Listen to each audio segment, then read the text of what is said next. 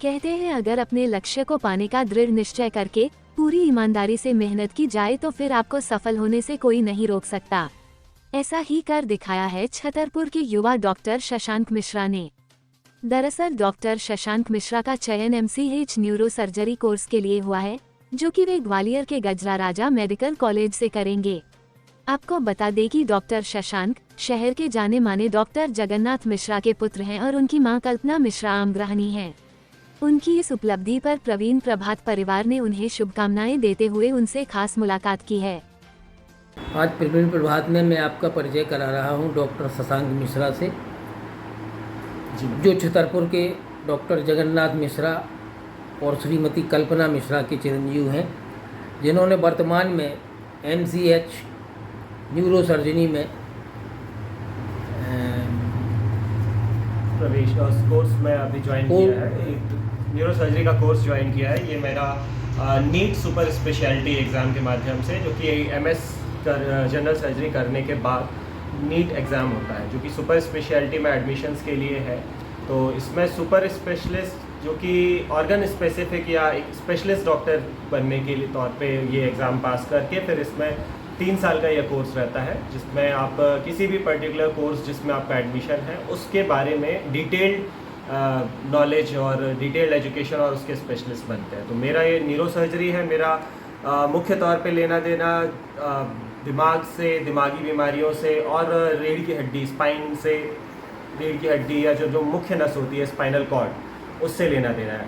मेरा ये surgical course है, तो मेरा उस सब में जो भी सर्जरी रिलेटेड बीमारियां होती हैं उस सब से इसमें इलाज के बारे में करने का रहता है। ये इसमें सिलेक्शन के लिए आपने कितने घंटे पढ़ाई होती थी, या आप अपने जैसे और अन्य छात्रों को ये बताना चाहेंगे कि किस तरह से इसका अध्ययन और किसी तैयारी करना चाहिए? नीट का जो होता है एग्ज़ाम, इसका ये कॉमन एग्ज़ाम है। ये इतना MS जनरल सर्जरी की बात, जैसे मेरा सर्जिकल फील्ड था तो MS जनरल सर्जरी या फिर लोग DNB जनरल सर्जरी करते हैं, उसके बाद होता है। तो इसमें सर्जरी का पूरा कोर्स होता है, मतलब सर्जरी में हर तरह की सर्जरी के बारे में आपको पढ़ना होता है, जैसे कि न्यूरो सर्जरी, कार्डियक सर्जरी, बच्चों का पीडियाट्रिक सर्जरी, गैस्ट्रो सर्जरी, सारी स्पेशलिटीज़ के बारे में पढ़ के उसका एक कॉमन वो रहता है जिससे एक पेपर बनता है, उसमें सभी कुछ पूछा जाता है, जनरल सर्जरी से लेके सारी स्पेशलिटीज़। तो हमें सारी स्पेशलिटीज़ के बारे में पढ़ना होता है। उसके बाद जिसका जिस ब्रांच के प्रति इंटरेस्ट है उस हिसाब से मेरिट वाइज वो ब्रांच मिलती है। तो मेरा जैसे कि न्यूरो सर्जरी, ब्रेन, स्पाइन, सब चीज़ों से ज़्यादा उसके प्रति इंटरेस्ट था, तो इसलिए मैंने न्यूरो सर्जरी को चूज़ किया। ये जो आपने सफलता पाई है, तो प्रतिदिन आप कितने घंटे अध्ययन करते थे? आप प्रतिदिन इसमें जब शुरुआत में तो मैं 10 से 12 घंटे दिन में कंटिन्यू पढ़ाई करना पड़ता था इसके लिए।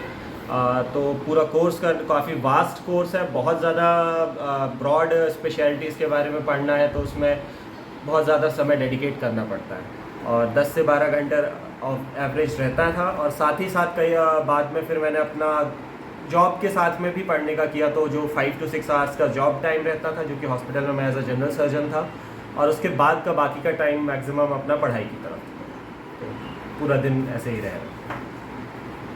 वे विद्यार्थी जो चिकित्सीय क्षेत्र में अपना कौशल आजमाना चाहते हैं, उनके लिए आप क्या संदेश देना चाहते हैं? मेडिकल फील्ड में एजुकेशन का बहुत ज़्यादा इम्पोर्टेंट रोल है इसमें, क्योंकि आप MBBS करते हो जो कि 5.5 से 6 साल ले लेती है, उसके बाद 3 साल का MS या MD जो भी करें, और उसके बाद का ये सुपर स्पेशलाइजेशन है। तो इसके लिए काफ़ी ज़्यादा डेडिकेशन चाहिए, क्योंकि आपको अपने लाइफ के काफ़ी ज़्यादा साल देने होते हैं। आप अपने कलीग्स को देखेंगे जो कि अदर ब्रांच में है, वो आपकी उस एज ग्रुप तक में काफ़ी आगे दूसरे फील्ड्स में निकल जाते हैं, इनकम दूसरे फील्ड से लेते हैं, सेटल हो चुके होते हैं, लेकिन आप अभी कंटिन्यू एक तरह से पढ़ाई कर रहे होते हैं। तो स्ट्रगलिंग फील्ड है, स्ट्रगल काफ़ी है, लेकिन हाँ, अगर किसका कोई उसमें इंटरेस्ट रखता है तो उसको मज़ा भी उस चीज़ को करने में आता है। वहाँ काफ़ी ज़्यादा अपॉर्चुनिटी होती है। अब आज की फील्ड में सुपर स्पेशलिटी की जैसे रिक्वायरमेंट बहुत ज़्यादा है, सभी लोग जागरूक हो गए, तो सब सुपर स्पेशलिस्ट को ही दिखाना चाहते हैं। जैसे किसी को अगर हेडेक होता है तो वो न्यूरोलॉजिस्ट के पास ही जाता है। आजकल कोई नॉर्मल सिर्फ जाना प्रेफर उतना नहीं करता। आमतौर पे जो एजुकेटेड लोग हैं सभी लोग सुपर स्पेशलिटीज़ की साइड जाते हैं, तो इसलिए सुपर स्पेशलिटी भी अब के टाइम पे एक नीड बनता जा रहा है। अब एमडी या एमएस करने के बाद और आगे स्पेसिफिक फील्ड में आपको जाना पड़ रहा है, तो उसके लिए काफ़ी ज़्यादा मेहनत करनी पड़ती है इसमें। जो लोग इस फील्ड में अभी आना चाहते हैं, जो कि नए हैं, जो मेडिकल में आना चाहते हैं, डॉक्टर एज ए डॉक्टर बनना चाहते हैं, तो उनके लिए यही है। एमबीबीएस के टाइम पे बहुत ज़्यादा मेहनत रहती है, बहुत सारे सब्जेक्ट हैं, 19 सब्जेक्ट एमबीबीएस में जैसे कि रहते हैं, तो उनको हर सब्जेक्ट को शुरुआत से ही फोकस दे करके हमेशा ध्यान रखते हुए तभी से पढ़ाई चालू करनी है। मेडिकल बहुत वास्ट है, बहुत ज़्यादा वैरायटी है, तो इसमें आप अपना टाइम कहीं और नहीं लगा सकते। आपको पूरा फोकस अपनी स्टडीज़ पे देना है। मेडिकल फील्ड में आपको बाकी सारी चीज़ें छोड़नी होती है, मतलब आप सिर्फ पढ़ाई पे ध्यान दें और क्लिनिक्स पे। क्लिनिकल सारे चीज़ों में आगे आपको काम आएगा। जो एग्ज़ाम्स होते हैं, कॉम्पिटिटिव एग्ज़ाम भी होते हैं, तो अब आज की डेट में वो क्लिनिकल बेस हो गए हैं। तो आपका क्लिनिक्स जितना अच्छा है, आप उतना ज़्यादा बेटर परफॉर्म कर पाएंगे किसी भी एग्ज़ाम में। तो इसके लिए आपको पूरा पढ़ाई, जो भी आपका स्पेयर है, जो भी एक्स्ट्रा टाइम है, वो आपको हॉस्पिटल में देना, पेशेंट्स देखना, कंटिन्यूस पेशेंट से इंटरेक्ट करना, सारे केसेस को देखना, इससे बहुत ज़्यादा पढ़ाई में मदद मिलती है। तो अगर अपन जैसे एमबीबीएस भी है, अपन सोचते हैं कि वहाँ बहुत ज़्यादा क्लिनिकल नहीं है, लेकिन वहाँ से ही असलियत में क्लिनिक्स की शुरुआत हो जाती है। वहाँ पर आप जितना पेशेंट इंटरेक्शन करेंगे, आगे जाकर के उतना हेल्प होगा। नीट स्टार्टिंग होता है सबसे पहले एमबीबीएस में घुसने के बाद, जो सेकेंड एग्ज़ाम आपको एमडी और एमएस के लिए देना है, वो नीट पीजी। तो उसमें भी क्लिनिकल क्वेश्चन बहुत ज़्यादा है। तो आप अपना जो थ्योरेटिकल पढ़ रहे हैं, जो कि आपको डेडिकेटेड आवर्स देने हैं उसके थ्योरी के साथ, उसके साथ ही साथ आपको क्लिनिक्स को भी बहुत ज़्यादा टाइम देना है। तो क्लिनिक्स के आधार पे ही फिर क्वेश्चंस में आप एक्स्ट्रा परफॉर्म करते हो। थ्योरी तो सभी पढ़ते हैं, सभी लोग थ्योरी पढ़ के आ रहे हैं, लेकिन आपने क्लिनिक्स में आप कितना काम कर रहे हो, उससे आपकी रैंक आगे प्रमोट होती है। ये उसमें सिलेक्शन में रैंक लाने में ये बहुत हेल्पफुल होता है। साथ ही सिमिलर वे में पीजी में आप जितना क्लिनिकल्स पे ध्यान देंगे, जितना आप अपने स्किल्स को इम्प्रूव करेंगे, वो आगे फर्दर आपका लाइफ टाइम या फिर सुपर स्पेशलिटी में अगर आप जाना चाहते हैं तो सुपर स्पेशलिटी के लिए हेल्पफुल रहता है।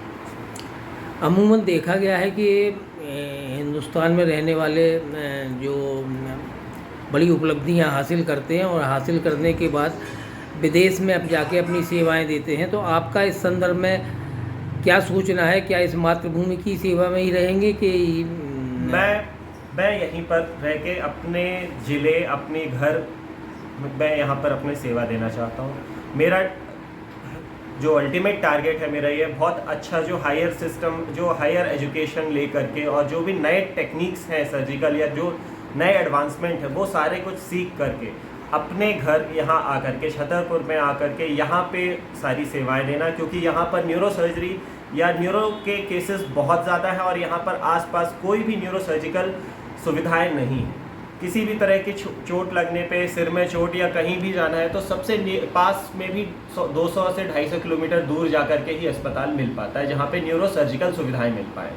तो मैं ये चाहता हूँ कि ये सारी चीज़ें सीख करके मैं यहाँ पर छतरपुर में यहीं पर सेवाएं दे पाऊँ, जिससे कि जो नुकसान होता है, जीवन का नुकसान होता है, डिले होने की वजह से जो लोगों की जान जाती है, वो सारी चीज़ें ना हो और बेटर सुविधाएं मिल सकें आगे। और इसमें मैं जो भी हेल्प कर सकूँ उसमें मैं यहीं पर करना चाहूँगा। प्रवीण प्रभात से बात करने के लिए आपका बहुत बहुत धन्यवाद। Thank you.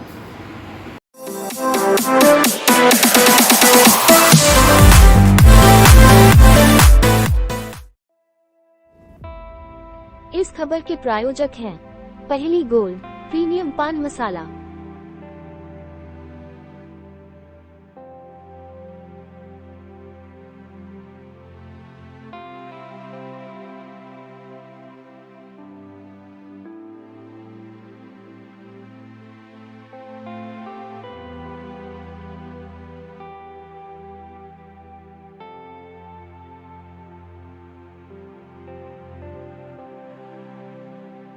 न तंबाकू न निकोटीन, बस सही स्वाद, सही अंदाज।